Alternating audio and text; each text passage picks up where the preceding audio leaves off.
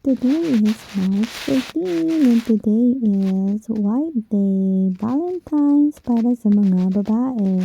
Kung tatandaan nyo, namigay tayo ng chocolate noong February 14 sa mga co-workers natin na lalaki. So this time, sila naman yung magbabalik sa amin, mga babae, ng mga chocolate, hindi mga kagaya ng naibigay namin sa kanila. Kasi yung binigay ko, simple lang naman yun, di ba? Nakita nyo naman. Pero ngayon, pagdating ko pa lang sa office at pagkakita ko sa table ko, nandun na lahat ang kanilang mga ibinalik at nakakatawa. So, itong Japanese girl na to, napaka-cute naman talaga. Napakaganda. Ayan, namimigay siya lagi. Siguro nakailang bigay siya sa loob ng maghapon. So, yun lahat yung na-receive ko. At tingnan nyo naman kung makikita nyo ito yung locker ko. Look at my locker. Hindi na magkaintindihan sa dami ng laman. Hindi ko na alam kung paano ko ipapatas. Kaya, bago umuwi, ganito ang aking senaryo. Kasi hindi ko alam kung paano ko siya iuuwi. Kasi wala akong malaking bag. Kaya ang dala ko lang, ang gagawin ko, pagsasama-samahin ko lang siya sa isang paper bag. Kaya ayan na, let's go home na. At nakatatlong paper bag na po ako. Pero kukunti lang kami magkaka-work. Pero madami pa rin ako na-receive. Madami talaga nagmamahal sa bansot na to, no? So, yun lang. Pagdating ko, yan, uwi lang ako sa bahay. Mabilis lang. And taran! It's unboxing time. Para naman syempre magka-picture muna tayo. At yan, isa-isahin natin siyang i-unbox. Pero hindi ko mapapakita sa inyo yung laman. Bakit? Kasi, ang totoo niyan, ayaw ko talaga silang buksan. Kasi nakakapanghinayang sa ganda ng packaging ba. Look at this. May pa-paper bag pa. Pwede namang wala. Charing lang. Pero yun lang. Yan. Nang isang araw pa yata ito nabigay sa akin kasi sabi niya advance daw. So, ayan. Isa-isahin natin. Para naman maganda sa picture mamaya. Kasi syempre, this is my last Valentine celebration in Japan. This is my last White Day. Hindi na ako nag-prepare ngayon kasi namigay naman ako ng Valentine's. Kaya, kahit yung mga babae na binigyan ko last time, ngayon, taga-receive lang ako. Ayan. Ang cute-cute nga yung bigay to ni Kuraya-san.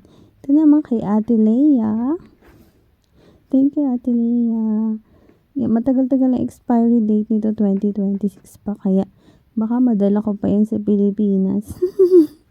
Siyempre, kasama na sa pasalubong. And this one from Mason.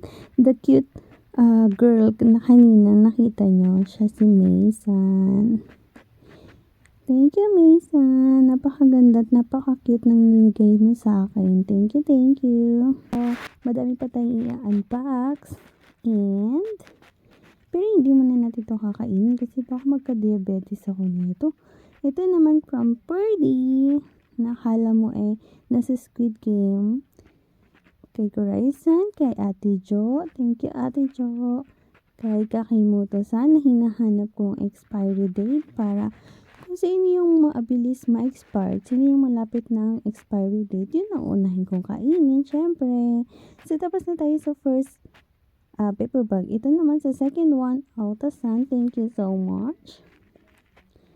And from Kakimoto-san. From Kitagaki-san. Thank you, sir. Lagi na lang napaka-cute ng binibigay mo sa akin. Talaga namang yayamanin. Yayamanin lagi ang binibigay na chocolate. Kaya nakakapanghinayang buksan. Packaging pa lang naman. Tingnan nyo naman. Parang pang princess. Minsan nga, parang gusto ko na lang itago sa cabinet. Tapos, iuwi ko sa Pilipinas. Diba? Kaya nga, ang dami-dami ko naiipon na box. Kasi yung mga box na pinapamigay sa office, yung mga chocolate na galing sa supplier o sa customer o basta sa bisita. Tapos, kapag tapos na mamigay yung GA namin, matik binibigay niya sa akin yung mga box kasi ang ginagawa ko, iniipon ko siya para 'pag may nagbi-birthday, doon ko nilalagay yung regalo ko, oh, 'di ba? Para naman maka-save tayo sa box.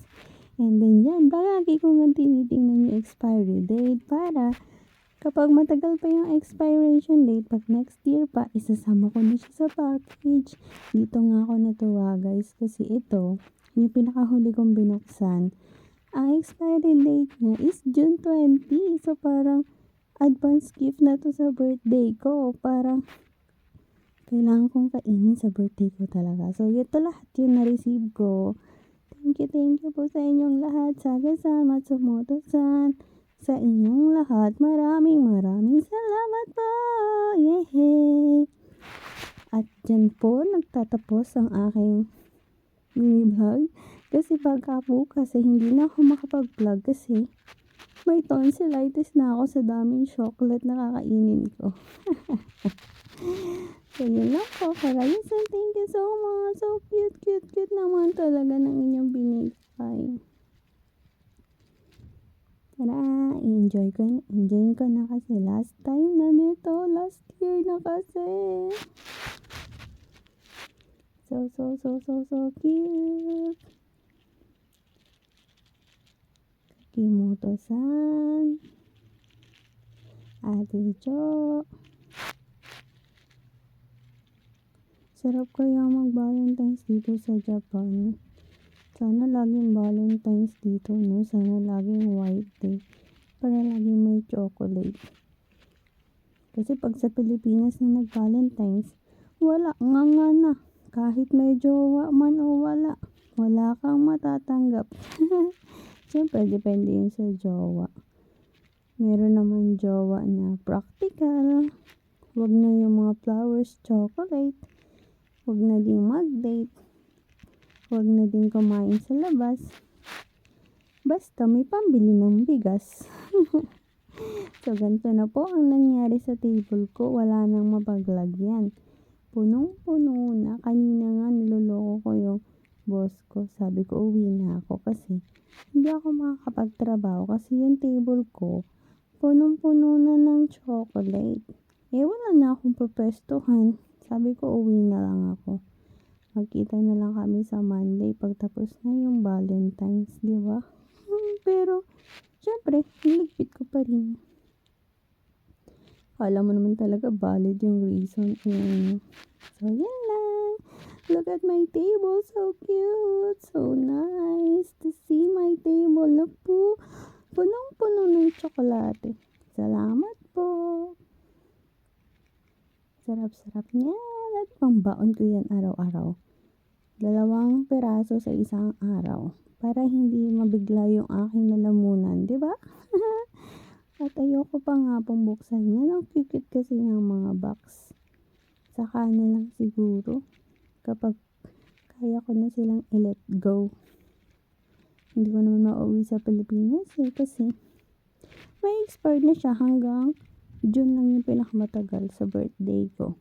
December pa ang uwi ko. Di expired na. Box na lang talagang may uwi ko. So, yun lang po.